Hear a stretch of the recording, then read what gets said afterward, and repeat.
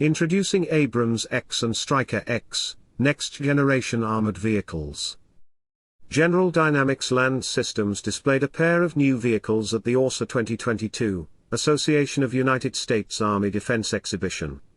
Abrams-X and Stryker-X made their debut, displaying new technologies and concepts that the company is developing through these vehicles.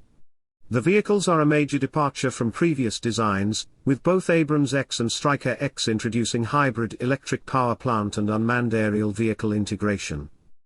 In an interview with General Dynamics Land Systems, the company gave Overt Defense a rundown of the vehicles.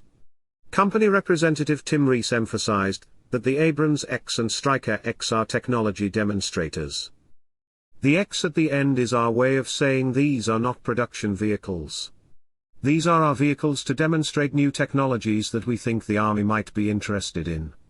And we want to get feedback from them about what they like, what they don't like, and what direction they might want to go in the future. In terms of positive feedback, the hybrid electric power plant is being received positively by the Army as it offers better performance. So the performance of this vehicle will be equal to or better in terms of speed and acceleration than the current Abrams and only use half as much fuel for the same distance traveled. The hybrid electric power plant was emphasized heavily throughout the interview with Tim, especially in relation to the Stryker-X. On a Stryker-X, the reason it's there is to give the Stryker the ability to move silently without running any motor a significant distance, which will really help the dismounted squad get in and out of places without being hurt. And the other thing it does is it gives a really long, like several days worth of the ability to sit still and run all your electronics and your sights without turning on your engine. And then the third thing is when it's standing still and it's not using the power that the engine produces, it can export that to another system that needs power. When asked why the Army and General Dynamics Land Systems is pursuing a hybrid electric plant, Tim highlighted the battlefield utility of the technology. There are different reasons for it. There are some people that are looking at it from an environmental climate perspective, and the Army has a strategy on climate change and electric strategy, etc. We're, General Dynamics Land Systems, looking at it from the battlefield benefit standpoint. They're not exclusive, but our primary emphasis is on what makes sense on the battlefield. And the ability to move silently and to sit silently is really important. And then the ability to reduce the amount of fuel you have to bring forward all the time is really important. So those are the main battlefield benefits: silent watch, silent move, and less fuel. Both Abrams-X and Stryker-X possess UAV integration, in the form of Switchblade 300.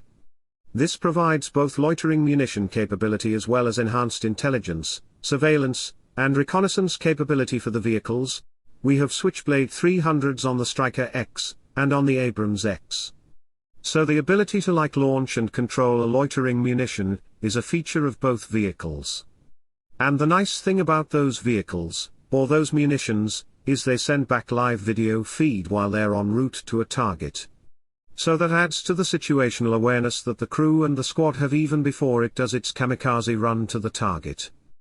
On the topic of the Abrams' potential for optionally manned operation, Tim said, "The Army has talked about that as a long-term goal.